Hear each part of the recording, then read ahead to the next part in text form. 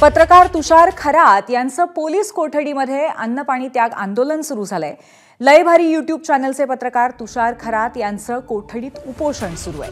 तुषार खरात यांची पोलीस कोठडी आज संपणार आहे। गेल्या 4 दिवसांपासून तुषार खरात यांचा अन्न पाणी त्याग त्यांनी केल्याचं कळतंय। तुषार खरात यांच्या लय भारी चॅनलवरती हक्कभंगाचा प्रस्ताव आणला होता मंत्री जयकुमार गोरे यांनी आणि त्यानंतर ते पोलीस कोठडीत आहेत।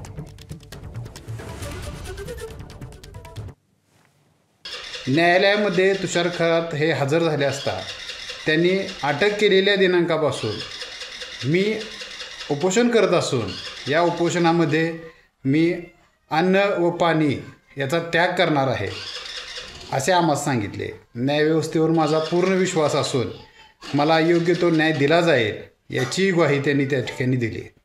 दिनांक 9/3/2025 पासून जेव्हा त्यांना अटक केली तेव्हापासून आमच्या आशिलाने गांधीगिरी म्हणून उपोषण चालू केलेलं आहे। या उपोषणामध्ये त्यांनी पाण्याचा व अन्नाचा त्याग केलेला आहे।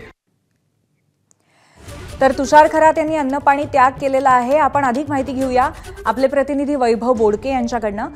वैभव, तुषार खरात यांचा या संपूर्ण आंदोलनामागचा हेतू काय आहे, त्यांचं म्हणणं काय आहे, त्यांच्या मागण्या काय आहेत? पूर्वी नक्कीच गेल्या काही दिवसांपासून राजकीय तेढ निर्माण होत होता।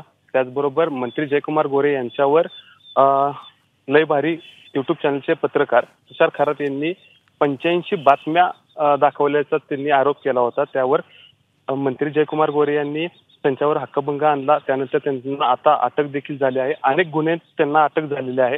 दहिवडीमध्ये जो आता त्यांच्यावर जो ॲट्रॉसिटी विरोधात जो आणि खंडणीचा गुन्हा होता बदनामीकारक, त्याच्यावर त्यांना अटक झाली। त्यानंतर त्यांनी आता गेल्या 4 दिवसापासून अन्न पाण्याचा त्याग केल्याचं आपल्याला कळतंय।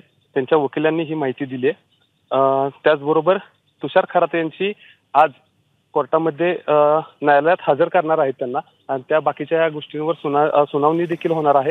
त्याचबरोबर तुषार खरातांचं म्हणणं होतं की मी मंत्री जयकुमार गोरे यांच्या विरोधात काही बातम्या प्रसिद्ध केल्या, त्यानंतरच हा माझ्यावर कट रचण्यात आला, खोटे गुन्हे दाखल करण्यात आले, असे असंख्य गोष्टी त्यांनी यावेळी पत्रकारांशी बोलताना मांडल्या होत्या।